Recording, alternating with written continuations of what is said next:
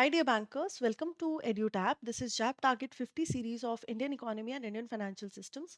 So today, in this lecture 27 of the series, we are going to cover lending rate reforms, जो कि आपके जो reserve bank of India यानी कि monetary policy वाला जो चैप्टर है उसका एक बहुत इंपॉर्टेंट कंटेंट है या कंपोनेंट है. तो before we move ahead I also want to tell you कि the people who are watching this series for the first time, ये जो जैप टारगेट 50 सीरीज है इसमें हम 50 ऐसे टॉपिक्स लेकर आ रहे हैं जो कि एग्जामिनेशन पॉइंट ऑफ व्यू से बहुत ज़रूरी हैं और आपको 50 मार्क्स स्कोर करने में मदद कर सकते हैं. And at the same time I also want to tell you कि अगर आप जैप के लिए प्रिपेयर कर रहे हो तो edutap.in पर जाकर आप कोर्सेज में जब जैप के कोर्सेज को स्क्रॉल डाउन करोगे तो you will come across this course. ठीक है, यहाँ पर आपको दिख जाएगा जैप का 2 डे डेमो मास्टर कोर्स. क्या है ये डेमो मास्टर कोर्स? तो देखो, पहले तो मास्टर कोर्स समझ लो. मास्टर कोर्स जो है it gives you concept classes, ठीक है, यानी कि रिकॉर्डेड सेशंस 10 से 20 मिनट के जो कि आप अपनी कन्वीनियंस पे देख सकते हो. इसमें साथ में लाइव सेशंस आपको मिल जाते हैं एग्जाम से पहले ताकि आपका रिवीजन अच्छे से हो सके. कॉन्सेप्ट नोट्स मिल जाते हैं और प्रैक्टिस के लिए PYQs, chapter wise mock test and FLTs मिल जाते हैं. कोई भी डिटेल इससे रिलेटेड आपको चाहिए तो आप ब्रोशर डाउनलोड कर सकते हो. Now, since it is a huge investment, so if you don't want to do it right away, you can do it with the help of, or you can check with the help of this demo, 2 day demo master course. तो ये सिर्फ 1 रुपए में आप demo course खरीद सकते हो जिसमें 2 दिन के लिए मास्टर कोर्स के सारे फीचर्स अनलॉक हो जाएंगे, माइनस द लाइव क्लासेस, क्योंकि वो ऑब्वियसली एग्जाम से पहले रिवीजन के लिए कंडक्ट होती हैं. बट उसके अलावा मास्टर कोर्स के सारे फीचर्स यहाँ पर आपको मिल जाएंगे जिसमें कि कॉन्सेप्ट क्लासेस, नोट्स और ये सब कुछ अवेलेबल होगा. तो इसे आप edutap.in पर आकर चेकआउट कर सकते हो. And if you like the course then definitely you can enroll in the master course. So lending rate reforms क्या होता है? देखो, आज अगर मैं जाऊं बैंक और मैं कहूं कि मुझे एक हाउस लोन लेना है और उस पर मुझे कितना इंटरेस्ट मिलेगा, ये कौन डिसाइड करेगा? ऑब्वियसली RBI डिसाइड करेगा with the help of monetary policy. लेकिन what if I tell you कि ये जो रेट किस बेसिस पर डिसाइड होगा? लेट्स से 10% पर मुझे कोई लोन दे रहा है, तो ये जो 10% का रेट है ये कैसे डिफाइन हुआ? How is it uniform across all the banks, है ना? या कुछ बेस है जो कि यूनिफॉर्म है और बाकी के चार्जेस ऊपर के फ्लेक्सिबल हैं बैंक टू बैंक, है ना, क्योंकि सारे बैंक्स के रेट्स तो सेम नहीं होते. तो ये जो ट्रांजिशन है आज की डेट में, जो लोन्स के ऊपर रेट चार्ज हो रहा है वो किस बेसिस पर हो रहा है? ये लेंडिंग रेट रिफॉर्म्स की वजह से हो रहा है. ठीक है, पहले कुछ और था, उसके बाद बहुत सारे रिफॉर्म्स आए और तब जाकर हम वहाँ पहुँचे जहाँ हम आज हैं. तो ये जो लेंडिंग रेट रिफॉर्म्स की कहानी है ये उसी बारे में है कि ये जो रेट्स चेंज होते रहे या रेट्स को कैलकुलेट करने का क्राइटेरिया चेंज होता रहा, वो क्या है. So there are a few successive reforms introduced by RBI over the time to make loan pricing more fair, transparent and responsive to economic changes. ठीक है, तो सबसे ज़्यादा जो utmost importance की चीज़ RBI ने फोकस पे रखी है दैट इज़ कि लोन प्राइसिंग फेयर होनी चाहिए. ऐसा नहीं है कुछ लोगों को आप किसी और क्राइटेरिया पे चार्ज कर रहे हो, कुछ लोगों को किसी और क्राइटेरिया पे. ट्रांसपेरेंट होना चाहिए और रिस्पॉन्सिव टू इकोनॉमिक चेंज होना चाहिए. RBI जो अपनी पॉलिसीज़ लेकर आ रही है वो पॉलिसीज़ रिफ्लेक्ट करे लेंडिंग रेट्स पर भी, क्योंकि अल्टीमेटली यही हमारा गोल है कि मनी सप्लाई को हमें कंट्रोल करना है, रेगुलेट करना है, ताकि इन्फ्लेशन बहुत ज़्यादा बढ़े नहीं या घटे नहीं और ग्रोथ फैसिलिटेट होती रहे. तो ऐसे में जो सबसे पहले हमारे पास रेट आया था that was BPLR. This was the oldest, but ये बिल्कुल भी ट्रांसपेरेंट नहीं था और बिग कस्टमर्स को बहुत ज़्यादा फेवर किया करता था. फिर आई कहानी बेस रेट पर जो कि थोड़ा स्ट्रक्चर्ड था लेकिन RBI की पॉलिसी से ज़्यादा रिस्पॉन्सिव नहीं था. फिर आया MCLR जो कि लिंक था बैंक्स कॉस्ट के साथ, लॉजिकल था लेकिन फिर भी पूरा का पूरा बैंक के द्वारा कंट्रोल किया जाता था और RBI को ये बात पसंद नहीं थी. क्यों?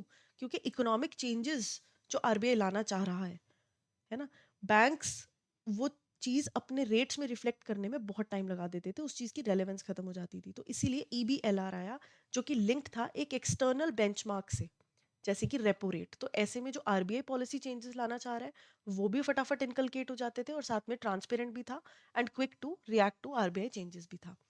तो अब इनको हम वन बाय वन पढ़ते हैं. BPLR, benchmark prime lending rate. It was the system use by the banks before 2010. और ये जो है बैंक्स अपने मोस्ट ट्रस्टवर्दी प्राइम कस्टमर्स को फेवर करने के लिए इस रेट का इस्तेमाल करते थे. So that was the problem. ये ना ही फेयर था ना ही ट्रांसपेरेंट था. ठीक है, BPLR benchmark prime lending rate. Prime customers को आप ज़्यादा अच्छी लेंडिंग सर्विसेज दे रहे हो, आप उनको सस्ते में लोन्स प्रोवाइड कर रहे हो जो कि आपके फेवर्ड कस्टमर्स हैं, जो ह्यूज कॉरपोरेट्स हैं, है ना, बड़ी कंपनीज हैं. तो उनको आप BPLR के नीचे भी रेट दे जो है लोन दे दे रहे हो लेकिन कॉमन लोगों से आप ज़्यादा चार्ज कर रहे हो. तो ये बहुत एक अनफेयर प्रैक्टिस थी, इसीलिए ये रिप्लेस कर दिया गया था बेस रेट से जुलाई 2010 में, ताकि थोड़ी सी ट्रांसपेरेंसी बनी रहे। तो बेस रेट के कॉन्टेक्स्ट ये था कि हम एक बेस प्रोवाइड करेंगे, मान लो कि 5% है ना, तो ये बेस, तो इससे नीचे तो कोई कस्टमर चार्ज हो ही नहीं सकता, चाहे वो प्राइम हो चाहे ना हो, है ना। तो एक बेस सेट कर दिया कि भाई इससे कम में लोन्स जो है वो चार्ज नहीं किए जाएंगे, और ये थोड़ा ज़्यादा ट्रांसपेरेंट भी था।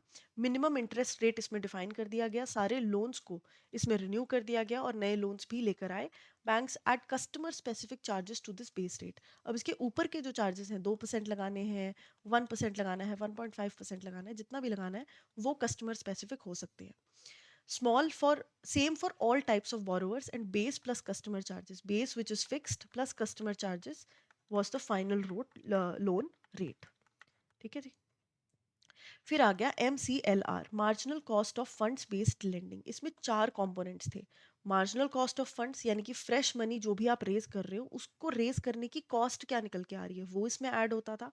Negative carry on CRR, cash reserve ratio, जब हम मेंटेन करते हैं, यानी कि आरबीआई के पास हम कैश भेज रहे हैं ऑन डेली बेसिस, वो कैश अगर हमने वहां ना भेजकर लेंडिंग में दिया होता तो हम उससे कितना इंटरेस्ट अर्न कर सकते थे।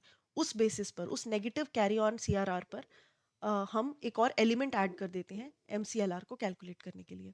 ऑपरेटिंग कॉस्ट का एलिमेंट ऐड करते हैं, और टेन्योर प्रीमियम, कितना लंबा लोन है उसके हिसाब से यहाँ पर MCLR में चौथा कंपोनेंट ऐड किया जाता है। इन सबको ऐड करके जो निकल के आता है, that is your MCLR। So this was introduced इन 2016। इसने बेस रेट को रिप्लेस किया, क्योंकि यहाँ पर जो टर्म्स है वो और ज़्यादा डिफाइंड है ना। कस्टमर स्पेसिफिक चार्जेस कोई 2% लगा रहा है, कोई 3%, तो भी डिफरेंस तो आ रहा है ना, डिस्क्रिमिनेशन तो हो रही है बेस रेट में। तो इसलिए MCLR लेके आए कि भाई यहाँ पर एग्जैक्ट पैरामीटर्स हैं, कुछ ज़्यादा अपने मन से कर ही नहीं सकते। लेकिन बैंक्स इसमें भी चालाकी कर देते थे, बैंक्स इसमें भी ऑपरेटिंग कॉस्ट फ्लेक्सिबल दिखा देते थे, है ना। तो ऐसे में this was further replaced with another lending rate. So MCLR is set for different loan tenures, ठीक है, अलग अलग कितने साल का, कितना लंबा टेन्योर है, उसके बेसिस पर अलग से interest charge. Banks can not lend below MCLR, इसके नीचे आप लेंड कर ही नहीं सकते थे। एंड रीसेट पीरियड था यहाँ पर 6 से 12 महीने का, यानी कि 6 से 12 महीने के बाद you have to recalculate the whole lending rate.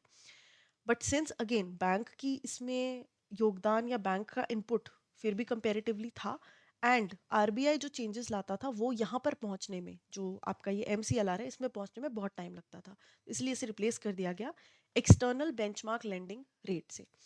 ये 2019 में इंट्रोड्यूस हुआ, एंड 1 अक्टूबर 2019 बैंक्स ने फ्लोटिंग रेट जो है उनको लिंक कर दिया एक्सटर्नल बेंचमार्क से। क्या मतलब है इसका? इसका मतलब है कि एक एक्सटर्नल बेस बनाया जाएगा जो कि फ्लेक्सिबल होगा, जो कि फ्लोटिंग होगा, जैसे कि repo rate keeps on increasing decreasing on the basis of RBI monetary policy. और ऐसे ही ट्रेजरी बिल्स जो होते हैं, गवर्नमेंट के जो ट्रेजरी बिल्स होते हैं, 6 महीने वाले, 3 महीने वाले, उनके इंटरेस्ट को बेंचमार्क बना सकते हैं। या फिर और कोई मार्केट रेट जो कि FBIL यानी कि फाइनेंशियल बेंचमार्क्स इंडिया लिमिटेड ने पब्लिश किया है, उसको एक्सटर्नल बेंचमार्क बना सकते हैं। इनमें से किसी एक को बेस बना लो, और उसके ऊपर एक स्प्रेड, स्प्रेड मतलब बैंक जो ऊपर के चार्जेस लगाना चाहता है लोन पर, वो लगा लो, लेकिन वो भी एक तरीके से फिक्स्ड होंगे, वो फ्लेक्सिबल नहीं होंगे। So this is going to be fixed the spread, और ये पहले ही पता होगा कि कितना स्प्रेड बैंक्स चार्ज कर रहे हैं।